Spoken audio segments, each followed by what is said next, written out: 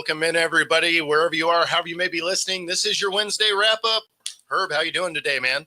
Man, it's a beautiful morning, man. Always happy to be here. Absolutely. You know who's not happy to have people there, though, is Jimmy Haslam. He comes out into the press and absolutely buries the decision to have Deshaun there. You don't really hear owners do that, right? GMs sometimes, coaches sometimes, owners really kind of stay out of that type of stuff. Right. But for him to come out and say, hey, we took a big swing and missed. And you knew they were trying to get him out of the building anyway because of the way they restructured his contract. The fact that he's not going to be playing this next year anyway. They were essentially just drawing out what they owe him now, and they're moving on. But pretty wild to see a owner come out in the press like that.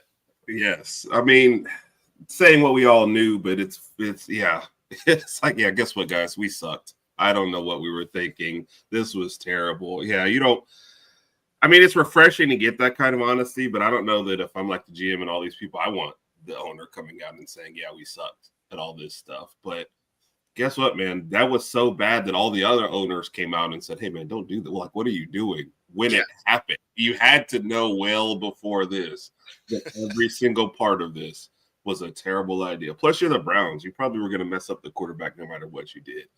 But what he had going on at the time, too, and the fact that you knew you'd probably miss him for a significant part of the very first year that you got him.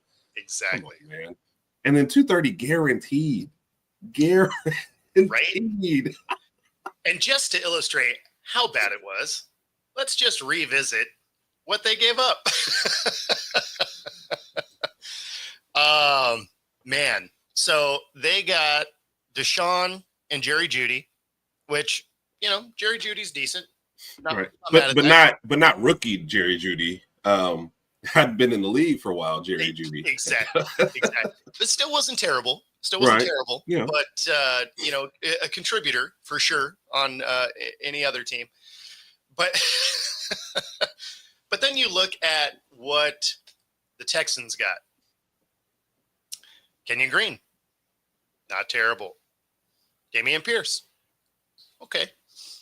Will Anderson, kind of a big pickup there. I like the kind of. We're trying to make it easier on you guys. Just a little. For what you've got for Deshaun so far, Will Anderson makes this a loss. I mean, everything else is just kind of. Oh, for sure. And then you add Tank Dell in there. And then there you go.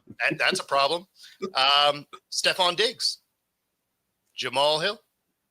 I mean, you're looking at a couple of potential Hall of Fame level guys. Right. For a apparently washed Watson.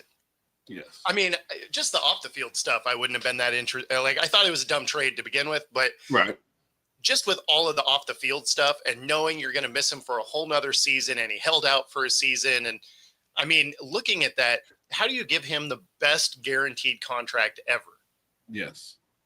And then restructured in a way to where the first year that he misses doesn't cost him any money. Like, you were trying to bend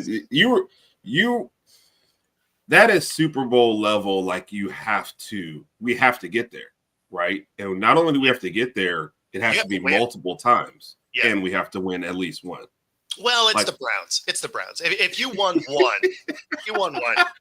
I mean, let's call it what it is, right? Like, if it was the Ravens, then yes, they'd have to go like back to back, win 3 or 4 to make this make sense. It's the Browns. I mean, getting to the dance is something that's been 40, 50 years. So, I mean, maybe, if they got one, you'd be like, hey, you know what? That was it. Got one. Yeah.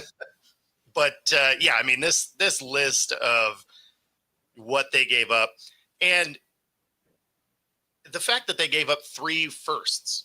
Yeah. Right. I mean, you're giving up 3 firsts for a guy that you don't know is going to play, hadn't played in a year prior to that. Yeah. Like you really don't know what you're getting. So And it's not like I've seen any players that take 2 years off and come back and are awesome. Yeah. Yeah. No. I mean, and the evidence is fully against you. And I know a lot of those are by injury, but even without that, yeah, you don't. I mean, he'd already, like you said, he'd already sat out a year before this. You couldn't have expected his first year was going to be great, even without suspensions or anything, and that's tough, especially for a quarterback. I feel like that's a real rhythm kind of position of like, okay, let me keep into this sort of thing. I mean, what was it? Was it Le'Veon Bell? Who was the Pittsburgh? Was that Le'Veon Bell who did his sat out for a whole year and then guess what? Was never the same. Yeah. So yeah. And then the more first off, the more first you're giving somebody, you're giving them more bites at the apple to make you look terrible in the trade. You don't have to nail all three of them, but if you nail one or one and a half, hey, I get an Hall of Famer and a solid starter. Now your quarterback has to look even. You know what I mean? It's like what you need from your guy to not make this trade look bad is just exponential. It's just terrible, I mean, like I said, you're the Browns, so you can't give up that kind of draft capital for sure. No. Welcome in. What's up? I don't know, man. Like, I mean, but everybody thought it was dumb at the time. So it's not like it was, in retrospect, probably shouldn't have done it. As soon as they did it, you're like, wow, what are they doing? Yeah. No, that's why I said even the owners all got together and said, okay, we all agree that this is terrible and we're never going to do this again. We're not 230 guaranteed is just crazy. It's crazy. Yeah. And and what a trade for the Texans, because that absolutely turned that franchise around. For a guy that you no longer wanted, though, that's my favorite part. Like you said earlier, they were ready to let him go anyway. So it's almost like I'm taking my trash out and somebody walks up and goes, hey, man, what's in the bag? I'm like, oh, this old chair that, I had to chop it up for pieces. Like, hey, I'll be $100 for it. I'm like, but I was throwing it. No, right. Okay, 200. Okay. All righty. Yeah. But you know what? 200 and give me a TV. Like, okay. All right, you're driving a hard bargain here, but it's almost like you just be quiet and just see what other stuff they're going to throw in. You realize you're negotiating with yourself, right? Right. Which is actually another excellent point. Nobody else was willing to give him this. That should tell you something right off the jump that nobody else was jumping for him. Well, there was one other team that was interested. I forget who it was now. That they basically had to outbid a little bit. But then they went crazy and were like, we're going to give you all the money and you're guaranteed to have it even if you suck. And the other team's like, yeah, you can have it, man. Yeah. Like that sounds dumb. Yeah. Some of these teams get themselves in trouble when they do that too. Oh, we really got to jump because this is our guy. Like, there'll be other guys. You'll have other chances. I mean, there's other guys. Yeah. That's the thing. And I get the allure if you looked at it from a pure, just football end, right? If you ignore all of the other stuff that is involved with Deshaun. Before the year he sat out, he had an all-pro year. Right. And the year before that, he was a Pro Bowl caliber, right? So he was ascending. But then he doesn't play for a year. Right. So that there's going to be regression. You're going to move to a different team. So there's going to be that aspect of it too. You're probably going somewhere that doesn't have the defense that, the Texans had started putting together. So, I mean, already you're probably not going to be as good. Then you have all of his off the field stuff where he's going to miss a full another year. I don't know. Pretty wild. I do appreciate that Haslam came out and was just like, You know what? We're dumb. You guys were right. Yep. Yep. Oh, and in the article, he also even admitted we're still paying for that and trying to dig ourselves out of that hole. That's how bad this has been. Yeah. So, and then Baker doing well after you can also not look. I mean, that doesn't look any better either. We could have just kept him and been okay. I mean, better than what we are right now, except we still have all that draft capital too. So, well, especially when you think about the fact that Baker was the only one that's gotten you to a playoff game in what 20 years. Like, I mean, yeah. Don't get me wrong. I actually think it was good for Baker to get out of there. Oh, definitely. I mean, and not just because it's the Browns. They just, for whatever reason, he had some maturing that needed to happen. And so it ultimately, the path he took, I think worked out well for him.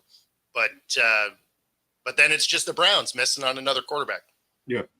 How long is that jersey now? Like 45 names? Yeah. Yeah. And then you got to feel bad that the fact that right after this, they did put together a really good defense, with maybe one of the best defensive players, in the game. No yeah. And they continue to look at, had a decent receivers, good running game. They're putting everything together except for this one spot. And that one spot is the one making the most money. Well, it's also the spot that makes it all go. Yeah. Right. Like, if your quarterback can't deliver the ball, I think that's probably the thing that is weird about the Deshaun thing is you figured there would be, a step back in talent, whatever, right? I didn't really expect him to just not be able to throw the ball to a target. Yes. Right. Like he had moments where you're like, oh, okay, there we go. He's starting to look like quarterback. And then there's some of the misses that you're just like, who was he throwing to? Yeah. Yeah. Was that to a fan? Like, I don't really know. Like, what are we doing over here? And he then promised somebody a football before the game. That's why. Pretty much. And then, you add that with him getting hurt every year now. Yeah. He also just doesn't seem like he's that into football. But I guess if you don't have to, if there's no incentive, right? Because you fully earned your contract. So you just be like, yeah, whether I ride the bench or I'm on the field, doesn't really matter. I get the same money either way. Maybe it takes some of that drive out. But for me, if I'm getting 230 mil, like I want to show out and be like, look, I earned that. Yeah. See, that's my thought on it. Like imagine getting paid for the podcast, that kind of money, and coming in and I'm like this. What's up, Bo? Cool. You're right. Good. Then halfway through, you're just like, yeah, I'm just gonna turn my my camera and my mic off. I'm still logged in though, so I'm here. I'm still here. Keep my square up on the screen. No. That's right. Man. But I do agree. And maybe it's because of the outside view. It doesn't seem like any of this bothers him, at all. You see all the pictures. He's out there shopping and living his best life and kind of whatevering it. So I guess if I had 230 million, I wouldn't worry about it either. Yeah, I mean, I guess if the, court of public opinion has already decided what they think of you, maybe you don't care. Maybe you're just like, you know what? Everybody thinks I'm a piece of trash anyway. They're right, but, so I guess I'll just keep it pushing and go buy stuff because I mean, I can. Yeah. So yeah, I mean, I don't know. Maybe I guess. But again, kudos to Haslam for coming out and just being like, hey, you know what? We messed up. We know we messed up, and we're trying to do something about it. I don't know if they can do something about it while they still have the team they have, though. Yeah. Yeah. So. Well, they kept Garrett, so. Yes, they did. Hope he learns to throw the football, I guess. Yeah. I like that. I need out of here. I want to compete for a championship. And they're like, what if we give you $40 million a year? And he's like, you know what? Losing's fun. Yeah. You know what? Boys like Cleveland. It's great. I mean, that's a lot of it circled on the map. That's where I want to live. Yeah. I mean, I guess if you're gonna lose, 40 million makes it a little more comfortable at home. It does. Yeah. At what point do people get frustrated though? Yeah. You're like a year into this contract. You've already made, what, $100 million in your career. All of a sudden you're like, yeah, this actually isn't that fun though. Yeah. And a lot of these guys, I always look at it like, okay, 40 million, that's a lot of money. No doubt. Right. Sure. But if somebody was paying you 30 to win, you get to some point where the 10 is not, like you said, if I've already made 100 million, if I drop 10 to go win somewhere else, 15, if I'm making 25, but there's other ways to make up the money too. You'll get better endorsements on a winning team in another city. There's just other avenues that we don't look at. Look, some local car dealership will pay you to come down, give you a couple $100,000, come down, cut a ribbon or do something and whatever. I feel like there's other avenues, but when you're winning, those avenues are better. So, Well, and even if you're making less, you're having more fun. Yes. I mean, having been on winning teams and on losing teams, I can tell you winning is more fun. Yes. Oh, yes. Look, hey, not even the sports part, having been on good podcasts and bad podcasts, I can tell you the good ones are a lot more fun. Yes. Oh, man. Yeah, there's definitely been some podcasts where you're sitting there like, what did I sign myself up for? Yes. The ones where I can check out for a good 5 to 10 minutes and then come back and not miss anything. I'm like, oh, yeah, okay. Yep. 27. Cool. All right. Cool. Right. Or when the panel is so big, you're just like, yeah, what they all said. Yeah.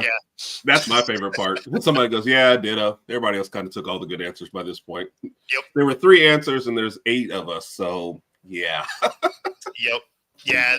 I mean, honestly, that's why I try and stay off those shows when they're like, oh, yeah, we got 6 people on the panel. It's like, yeah, cool. You got 5. Yeah. I take that back. So if it's a recap show, right, like that's when I'm like, yeah, okay, I'm good. If it's a preview show, you can have a bigger crew because a lot of times there's going to be elements that people might look at a little bit different. Yeah. But yeah, if it's a recap, there's only ever 2-3 storylines. So if you got 6-8 people, you're just like, yeah, this is like get lost. Make some popcorn or something like it. Yeah. I realize I'm on the show, but really I'm just watching the show. Yeah. And inevitably you have to go last on shows like that. So yeah, everyone has stolen every good answer before it gets to you. So yeah, I get it. Yep. Although watch out if you have to go first and you weren't paying attention. You're like, what was that question again? Like when you've been going last the whole time and they're like, we're going to mix it up for this question here. Just like, of course you are.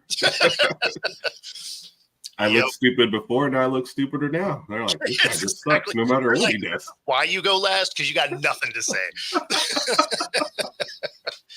Yep. Oh, man. So in other news, Peter Schrager leaving NFL Network. And, he's been on there for a decade. The thing that's funny is people are like, oh, why is he leaving and all of this? It's like, I'm guessing people aren't really paying attention. ESPN is trying to buy NFL Network, right? And you mentioned that last year, right? Well, no, it was actually the other way around. NFL Network was going to try and buy ESPN. Oh, okay. And so ESPN must just be offering way too much money for the TV rights for the NFL to say no. So if they were to sell NFL Network, then ESPN gets a bigger market share of the games again. But the biggest thing is, and this is the element that I think a lot of people are missing as this starts to come together, is if he's leaving NFL Network to go to ESPN, ESPN's trying to buy NFL Network. When you look at companies worldwide, when they buy another company, what happens to like 60% of that staff? They're gone, right?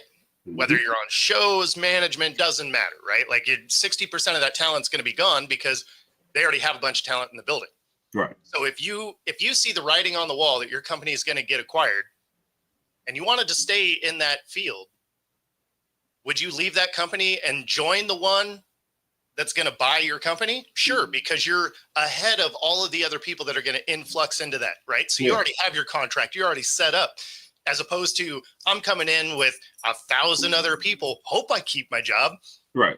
You secure that job first, and then you're like, well, I hope y'all can keep your job because, I signed my contract. So, I think it's an element that people are just kind of missing in this because that's just smart. Like, if you see that this is going to happen, why wouldn't you move before everyone moves? Yeah. No, I'm not Herb with NFL Network. I'm Herb with ESPN. It's totally different. Different guy, different everything. I've got a contract. Yeah, no, it's definitely smart. And can you blame him? Like, he wants to stay employed and likes what he does. So, yeah, it's definitely going to happen. I missed that part where it had switched around, though, I guess, to what? Just because I don't watch a lot. I get more of my news these days from podcasts, I think, than I do from the major networks, just because of some of the programs. But do you think it's a good thing, them acquiring it? Are you looking forward to that? I mean, NFL Network hasn't been good in a long time. Mm-hmm. So it actually does kind of make sense. Their broadcasted games wasn't very good. Right. It reminded me of the early days of Prime, right? Which makes absolutely no sense when you think that the NFL just prints money downstairs. Right. Why their studio wasn't that good. It's weird. Yeah. I feel like they can just write blank checks to people and be like, hey, make us the most state-of-the-art awesomeness you can. Right. But do you feel like they had a built-in audience and they were just like, we're not going to put much effort into this then? Because that just sounds just like mailing it in. you know what? We got Steve over here with a camcorder. It seems cool. Yeah. We realized we broadcast the games on a $500 million camera. And we only have 22 of them out there. But for our studio, we got this Canon that we got off of Craigslist. Herb's holding a Canon from Craigslist. Bo's using his iPhone. That's how we're going to film this whole thing. So that's right. We're good. We get all the angles. Bo, run around the other side. Wait, bring that mag light. It's a little dark in here. It's so I mean, it makes sense that it's kind of going the other way. I thought it was going the network buying ESPN because they would get their facilities and all of that. Right. I thought that's the direction it was going. Again, just because the NFL, if they want to buy anything, they can. Right. I mean, most profitable nonprofit you've ever seen. Right. So, no matter how many people say, hey, we're boycotting or we're doing this, like the NFL's making boatloads of money. And we're headed towards $60 and $70 million a year contracts pretty soon for certain positions. So, I mean, we're already at 60, right? That's DAC. It also makes you wonder if, because of all the different ways you can watch a game now, it makes you wonder if there was any regulatory stuff that was coming into play if they were to have bought ESPN. Oh, yeah. That makes more sense. Yeah. Because then all of a sudden, like, local games are on Fox and NBC and all of that. But when it comes to the rest of the games, they're all on ESPN and NFL Network. And so, if you start to corner the market a little bit, it makes you wonder if there was any kind of stipulation coming in from the government end of it. Like, hey, you guys kind of can't do all this that you're trying to do. Yeah. And they're like, oh, man, we almost had it. So that's purely speculation, though. I don't know. Yeah. If Bo disappears next week, that'll be our confirmation. Who took you? I don't know, but the bag was scratchy. Yeah. All right. Next week, it might just be the Wednesday wrap up with Herb. Bo. Bo will be on Unsolved Mysteries. Bo got wrapped up.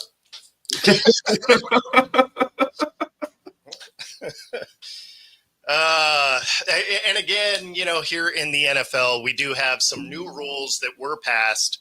The overtime rule that, I think everybody knew that was going to be a slam dunk rule to go through.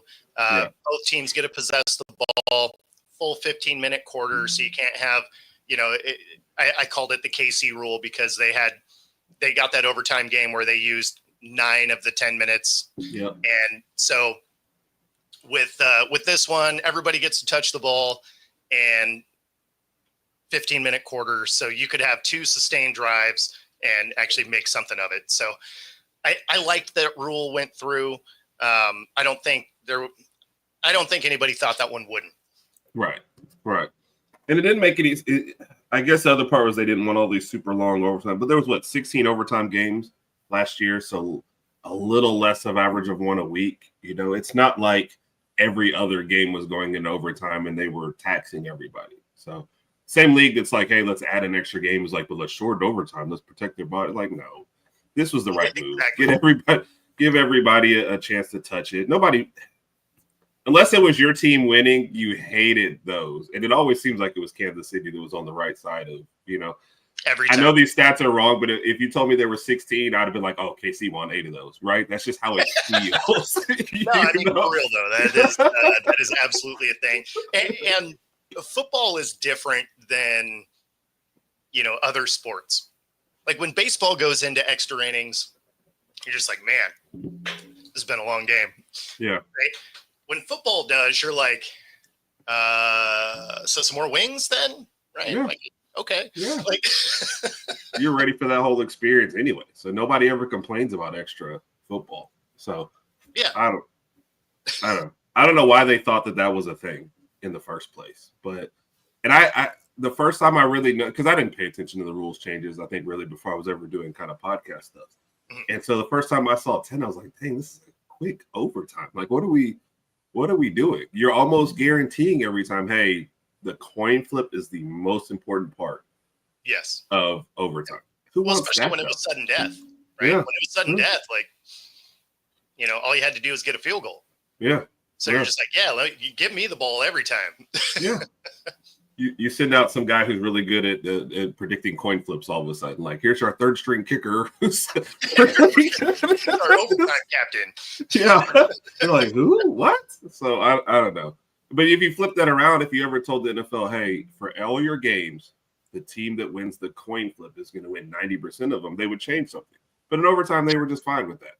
But can you imagine watching a football game, the very first coin flip happens, whoever gets it correctly is going to win? You're like, well, this sport sucks. I mean, you just wouldn't watch, right? Yeah. Like, the coin flip, they're like, heads, oh, they got it, cool. I can go to bed now. Yeah.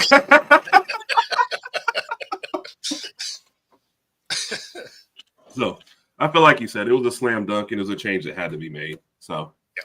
And again, in the huge scheme of things, it's not like we're having as many overtime games as we think. So it'll be fun. I mean, like you said, there's like one a week at most. Yeah. Averaged out. Yeah. But I mean, I don't know. I always thought it was dumb that it was a shorter period anyway. Yeah. I mean, just make it another quarter. Yeah. That seems like the easy fix. Yeah. Yeah, there's no reason for it to be short. And as soon as they're like, well, both teams need to possess the ball, it's like, okay, well, then make whatever the score is not matter, right? Yeah. Like if both teams are going to get it, let both teams get it. Yeah, so, exactly. This was easy. Expanded replay passed. And the benefit to that is you can take a look at penalties. So you might be able to reverse a phantom face mask or, stuff like that, or get one that was blatant, like when Darnold's helmet almost got ripped off his head and somehow there wasn't a flag on that.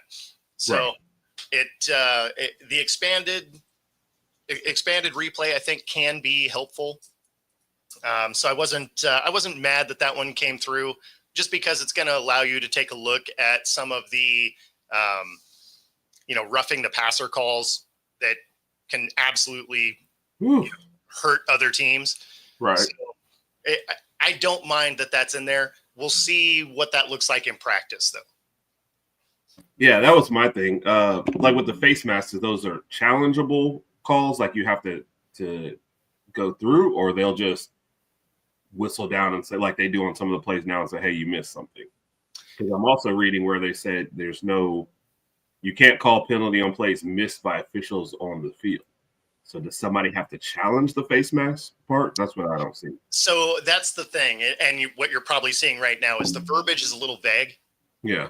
And so I'm guessing that they put it through as the expanded replay, and then they're probably still working out the details of exactly what that means. Okay. And they're probably not going to know exactly until the season starts too. Like they're probably Right. going to have to play with this a little bit during preseason. Excuse me. Just to see how it works and how it disrupts the flow of the game, stuff like that. So, I mean, Right. I would imagine that all the details aren't worked out, but yeah, everything I read on it was extraordinarily vague. Okay. They're just like, oh yeah, it's going to be this. And you're like, okay, well, like, but how? And they're just like, Right. that's all. And you're like, oh, okay, cool. The press conference were like, we're not taking any questions at this time, but I got a lot of questions. Yeah. Sorry. Well, especially because they come out with something that like invokes questions. They're like, Right. well, what do you guys think? And they're like, well, what about this? I'm like, yeah, we're not answering that though. No. Like, No. We just want to know yes or no. Do you like it? But that's okay. Based on this, I have no idea because I would hate it to turn into a thing. Yeah. I would hate it to turn into a thing where, every single play they think there might have been a face mask on, we're pausing the game and going for it, so versus like you said with the Darnold one, that should have been a whistle down. I mean, plays already stopped. It was a safety, whatever, blah, blah, blah. That's one where they could clearly go, hey, face mask, reverse that and make it quick. Yeah. Versus we think there was one on this play. And that's exactly where I'm curious how this works, because if there wasn't a penalty on the field, which there wasn't, right, then does that still stay not a penalty? Because in that scenario, then the expanded replay doesn't really matter that much. Right. I mean, because you're not correcting missed calls. You're just correcting ones that may have been thrown that shouldn't be. Right. So, I mean, that gets you halfway there. And the thing is like a play like that one, that's where the eye in the sky comes in. Yeah. Right. I mean, you already have the sky cameras. You already have that extra ref that's watching anyway. Like he's not part of the game yet, but he's already watching. It's pretty easy to see, hey, that crew missed that play. Yeah. Or like one of those, pass interference calls from KC that didn't get called. Right. Where you're just like, I mean, that was like he threw Atlanta's receiver to the ground. Like, I feel like maybe that was pass interference. So, I mean, if you're not correcting those things, then I think maybe, the rule probably hasn't gone quite far enough. Because, with the first down marker being by the chip in the ball and, similar to what the UFL is doing, you have all these cameras, right? I mean, they broadcast 22. They have a couple more. They don't. Yep. So, I mean, you have all these different angles. It seems like you should be able to get some of these like blatant calls corrected. Yeah. Like if it's a ticky-tack close thing, leave it alone. Yeah. But like if you're spinning someone's helmet backwards, I'm going to go with you probably grabbed a hold of that face mask. Yeah. They don't. The odds are in your favor. Yeah. Yeah. Well, and it's even because the Darnold one is one of the biggest examples of it. We review all scoring plays anyway. Technically, that's a scoring play. That should just already fall under another purview anyway. Like, hey, that's something we should look at because it calls points on the board.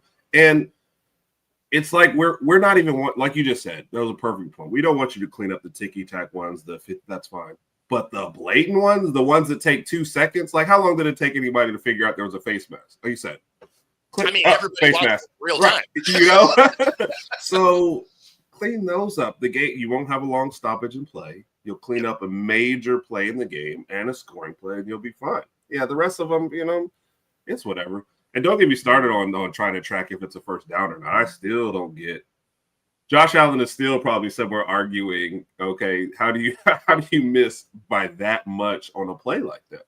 So the third down play for sure, right? The fourth down play legitimately, that could have gone either way. You couldn't really see, but the third down play, he got it.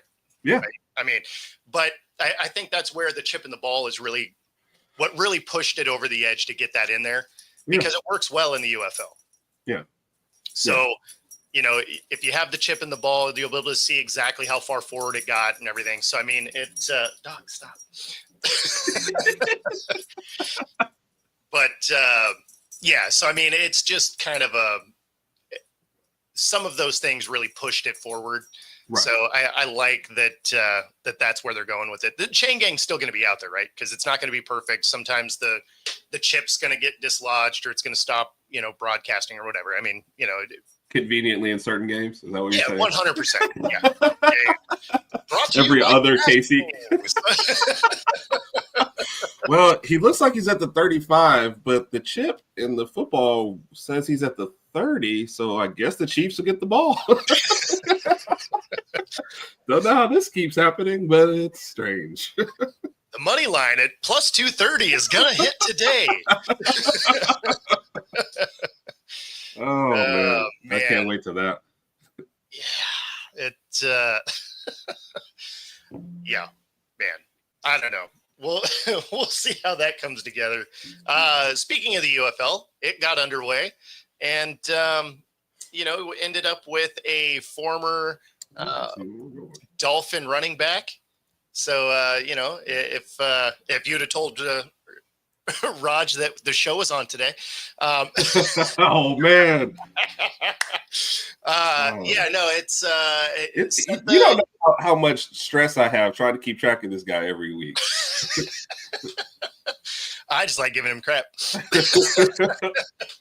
But sets the UFL record. I believe it was a 74 yarder run. I actually had it written down. I leave those notes somewhere too. I'm on fire today. But yeah, so it was, I want to say it was a 74 yarder. But so in his debut game in the UFL. Yeah, 77-yard touchdown. 77. Yep. So that's pretty cool. We're starting to see, it looks like maybe the quality of the gameplay is starting to elevate a little bit. They're getting a little more of the NFL guys dropping down into that. And you kind of assumed that some of that stuff would happen, right? But now we're starting to see the quality of the game get better, which makes you think that next year, where they were talking about, expanding a couple of teams, that, it could potentially actually happen. Yeah. I like it. I still maintain, I guess until I start seeing a little bit more of it, that going in person is a good experience if you have a UFL team near you. Yep. So I'll have to check out some more broadcasts just to be fair. But it wasn't a bad experience in person. And the way they kind of shape it to where all the fans have to be on the same side, I think kind of makes better fan experience too as well. But I think, like you said. So do you think they did that? What's up, Raj? I tried to give your Dolphins some credit, kind of, and but you missed it. But yeah, no.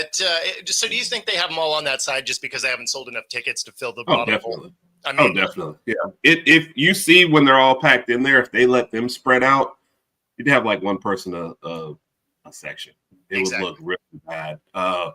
Not even just for your home field advantage because everybody's kind of on together, but like you said, the way it looks on TV too as well. So no, it absolutely for those purposes, and they're pretty strict about it, man. There'll always be one random person who tries to go sit like on the end zone on the wrong side, and there's a guy standing there, hey, go that way. So no, definitely for that purposes. And I can also mention this. Last year, I had a complaint that the Birmingham Stallions had a game on the same day as the 8A game. And now I see that they've moved it to Friday instead of Saturday. Subtle changes like that just kind of I mean, maybe that was totally by accident, but I feel like they're paying more attention. Like, look, some people might still come to town. In general, actually. They're like, oh, you know what? He's on to something. Yeah, I mean, to me, that's just an easy fix. Hey, don't play. If you're going to a college town, if you're in Birmingham, Tuscaloosa is 50 minutes to an hour away. Don't, go up against that. But hey, if I do on Friday night, I get a chance to take advantage of people being in town, for the 8A game. Then, of course, they changed the 8A format, so I don't know how much traffic you get. But at least it shows that they were trying. Like, okay, we're going to try to take advantage of that crowd and not go up against them like we did last year. So kudos to them, for sure. Yep. And what happened was a former Dolphin running back set the UFL rushing, single play record, 77 yards. So there you go. I'm a little disappointed there's no, hey guys, I just got here because Herb told me the show started at 8:41. Like He said it moved to Thursday. Like, I don't know. I'm just disappointed, Raj. Like you're not on your game this morning at all. Oh man. So, sticking with football before we move on,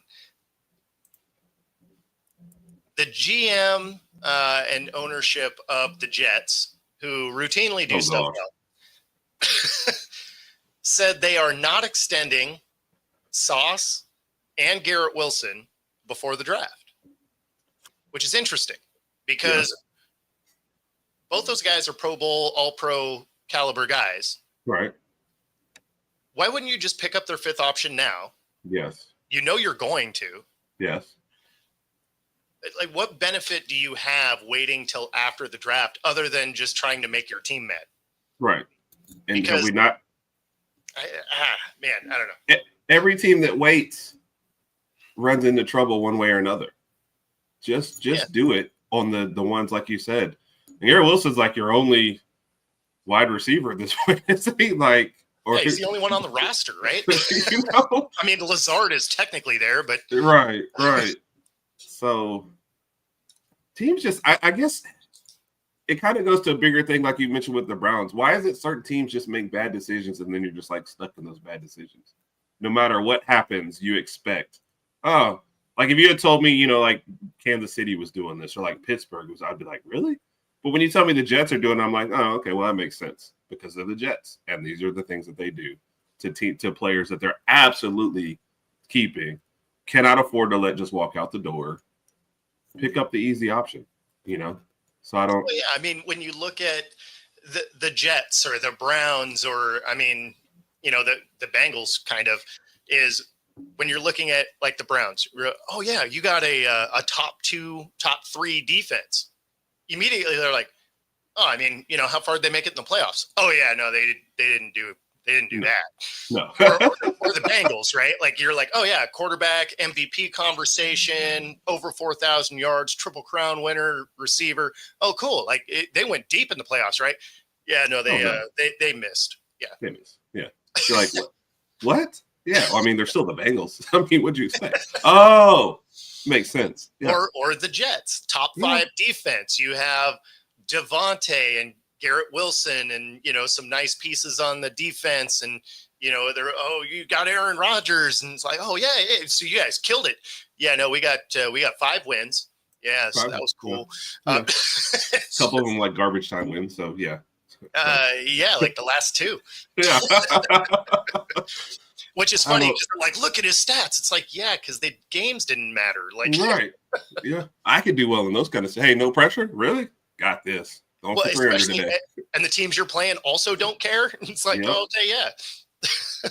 That's why I love stats. You can frame them any way you want. Look at this great. What's the context? Who needs context? Yep. Great stats. Don't worry about it. So, yeah. So when you say stuff like that, I'm absolutely not at all surprised that the Jets would pull moves like this. So, like you said, why not just make everybody mad? I feel like half the defense got mad when Saleh was let go anyway, because they kind of regressed after that point. So why not make Sauce a little upset too? So do you think they regressed because Saleh left, or do you think it's because they lost their DC because their DC was now their head coach? Right.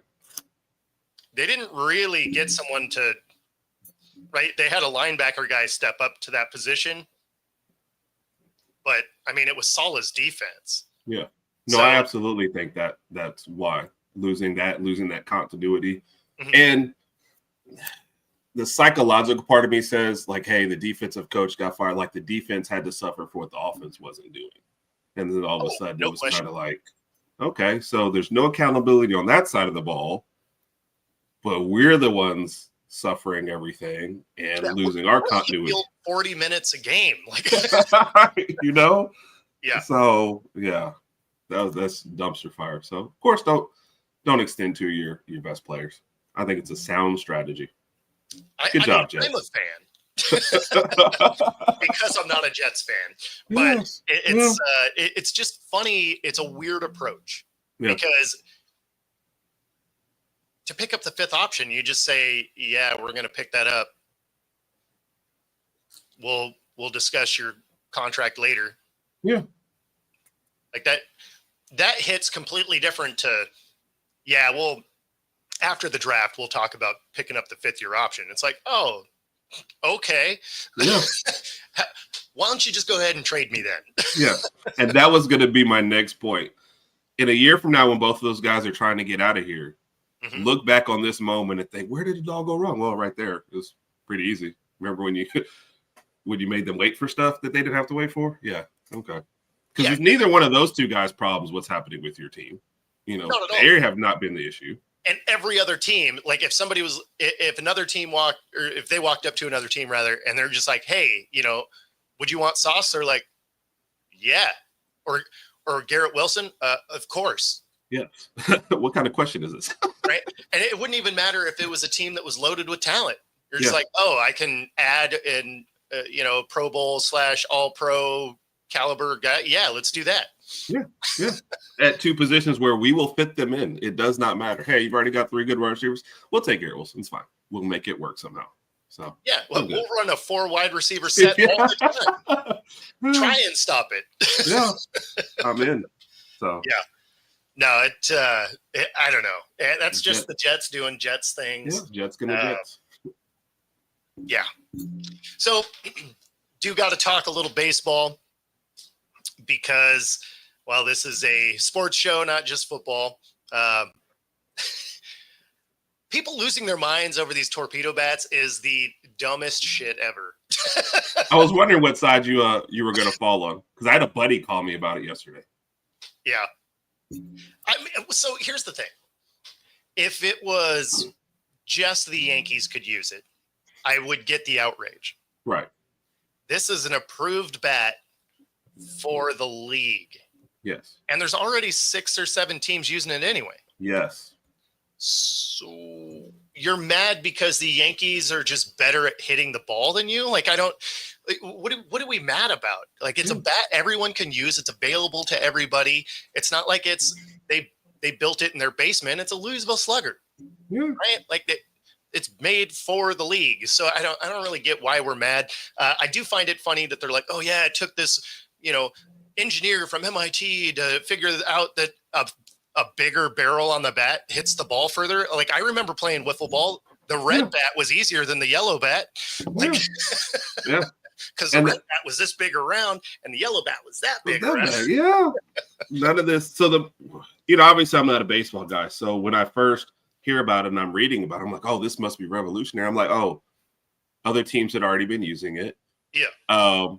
Each bat is a little different. They do analyze where you're hitting at it. So my torpedo bat might be a little bit different from yours, but like you said, totally 100% legal. And then your best hitter on the Yankees has said he's not going to use it. So Judge is not using a torpedo bat. Yeah, and he's already hit like 3 home runs, right? So, yeah. So you're like, where is the outrage? Because everyone except for your superstars is using one. Every team could do it. Several people just have decided not to. And guess what? Hitting the baseball is still really hard. So it's not like the bat magically attracts to the baseball when it comes in.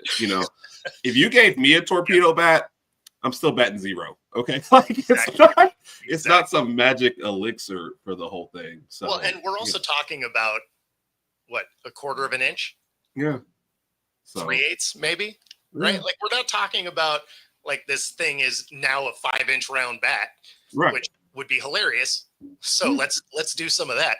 But but yeah, I mean, it's in fact, let's give them a 5-inch barrel aluminum bat. Let's see if they can put it through the window of a neighboring building. Yes, I'm down for that. But at the same time, no more rules on what pitchers can do to a baseball before they throw it. So yes. Yeah, no, it's so ridiculous that people are mad. And the thing that's funny is, so that first game, what they did, they had 7 home runs. Yeah. Right. Against the Brewers, you're talking about? Yeah. Yeah. So, I mean, crazy against the Brewers. But, one of the overlooked pieces is the pitcher that they were blasting was a former Yankee. So they knew him very well. Yeah. They knew him really well. Yep. And it's just like, if you go and play any sport with your friend, you're going to look like a champ guarding them or pitching against them or whatever, right? Because you play against them all the time. Like, you know what they're going to do. Yeah. So if you've been playing with a guy for 5 years and then you happen to be playing against him, you're probably going to have decent luck. Yeah. He didn't just magically come up with extra pitches or different stuff. Like, he's still the same guy. It's why all these teams, like in football, want to start having joint practices with other people. It's like, we want to see something different than what we see every day. Yeah, the defense walks out, we set up, and they're like, all right, this is what they're doing. And they're like, how do you know? We've been practicing against you all spring, all summer. We got you. So, no, we ignore certain circumstances and we pick the stories that we want to pick. And the torpedo bats have become that. I was, like I said, as a non-baseball guy, I was like, oh, is this something they just came up with? Oh, no, teams would use it for years. It kind of takes away from the story. So we're just going to ignore that part. Well, I just say torpedo bats. I don't think they've been using them for years. It does sound like this was a newer design for this year. But as far as Major League Baseball. So right, maybe at lower levels. So that I'm not sure of. But as far as I know, it has to do with the way that they moved wood in the bat. But because they go to your sweet spot. Wherever you're hitting the ball at is where they move it to free. So like I say, each person's torpedo bat's supposed to be a little bit different than so I mean, based on that, it does sound like it's a new design for this year, but still it's just like, okay, so you gave me more bat in the sweet spot. Like I feel like that just didn't take a scientist to figure out. Yeah.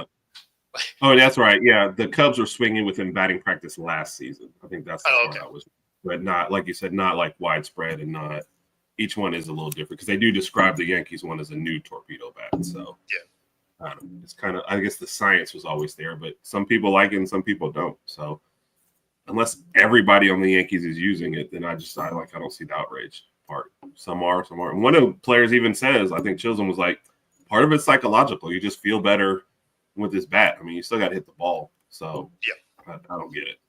Well, I mean, when you think about baseball, though, like that is a big factor, right? Like when guys are in hitting slumps, like it's all mental. Yep. Because it's not like they just magically stopped seeing the ball, or like all of a sudden it's just them in their head, like, oh, I'm not hitting and whatever, and that just failure begets more failure kind of thing. Streaks are the same way. Right. When you get real hot, you're just like, oh, man, I'm seeing the ball like a beach ball. And then you're convincing yourself that you're seeing the ball really well. So you do see the ball really well. Yeah. What I always say, baseball is a team sport, as a individual sport masquerading as a team sport. Like, you're pretty much on an island out there a lot of times. And so how you feel about it is how the game's going to go. So, no, I totally get the mental aspect. So I was always a terrible hitter. So my baseball career was very, very short. Yeah, so I could hit. I could get some distance. What I couldn't do is lay off a slider. Because a slider absolutely looks like I'm going to dent cars with it. And then fall away right at the end. And it was just like, man, but it looks money the whole way. You're just like, oh, I got this. It looks like a fastball coming in. And then all of a sudden it's like, oh, don't go away. Where are you going? Come back. And the ball's flying by like, bye. Man. So there was one other thing that I wanted to touch on. But apparently today I'm just not on my A game here.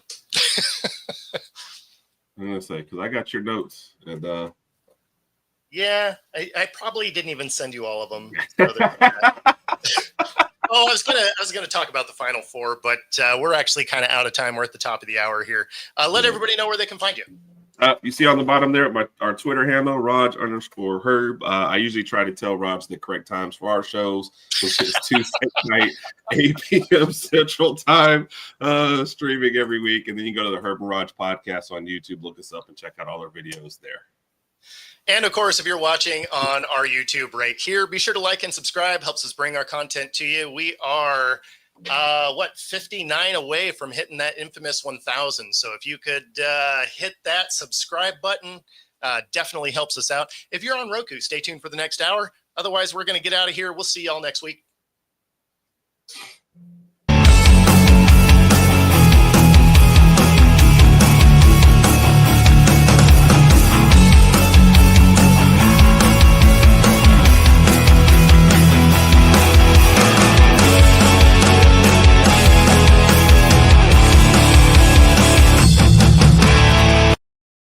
Introducing National Streaming Sports, live and on-demand sports talk programming that you can access 24/7. For the premier sports talk experience, tap into our Roku channel. Start your mornings with Mac and Jack covering all the weekend sports action.